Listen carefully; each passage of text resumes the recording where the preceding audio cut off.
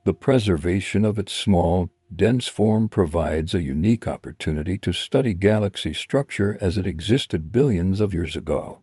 Let's think about the structure of NGC 1277 in layers, starting from the center and working outward. At the absolute heart of the galaxy lies the supermassive black hole, the dominant feature that controls everything around it. We'll talk more about this monster in later chapters, but for now, just know that it's the gravitational anchor of the entire system.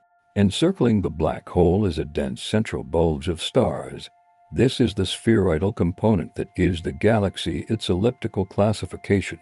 Unlike spiral galaxies, which feature disks, spiral arms, and bars of stars and gas, NGC 1277 is almost entirely bulge-dominated. Its shape is smooth and oval, with little sign of substructures like star-forming regions or dust lanes. Invisible light in NGC 1277 appears as a luminous oval smudge, faint compared to the dazzling spirals and spectacular merging galaxies we're used to seeing in space imagery. But don't let its understated appearance fool you. Inside that smooth exterior is one of the most extreme gravitational environments ever discovered. One of the most remarkable aspects of NGC 1277's structure is its incredibly high stellar density. Astronomers estimate that it contains about 100 billion stars spread out over just 10,000 light years. For comparison, the Milky Way, which is 10 times as wide, has about 200 to 400 billion stars. In other words, NGC 1277 fits roughly 1/4 to 1/2 as many stars as our entire galaxy into a space 1/10 the size. That's an extraordinarily dense packing. As a result, the stars in NGC 1277 are much closer together than in typical galaxies. They move very quickly as they orbit around the galaxy's center, pulled by the combined gravity of all that mass and the enormous black hole dominating everything. The stellar velocities in NGC 1277 are among the highest ever measured for any galaxy of its size class. The compactness of NGC 1277 also means it lacks some of the features we associate with more normal elliptical galaxies. Extended halos of stars are almost absent. There's no visible sign of recent merger scars, tidal streams, or diffuse outer envelopes. It looks stripped down, almost skeletal compared to the more bloated ellipticals around it. This minimalism reinforces its relic status. It's what galaxies used to look like before billions of years of mergers reshaped them. Many astronomers have noted that NGC 1277 is like the core of a normal giant elliptical galaxy, but without the rest of the galaxy's mass surrounding it. There's no filler, just the dense central part, and this might actually be part of why the black hole looks so massive in comparison. In bigger galaxies, the bulge and extended halo dilute the black hole's share of the total mass. Without those extended structures, NGC 1277's black hole appears much larger relative to everything else.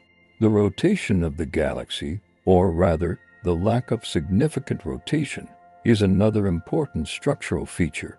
Spectroscopic studies show that the stars in NGC 1277 are mostly pressure-supported, meaning their movements are random rather than organized into a rotating disk. This is typical for elliptical galaxies, but NGC 1277 shows this characteristic in an extreme form.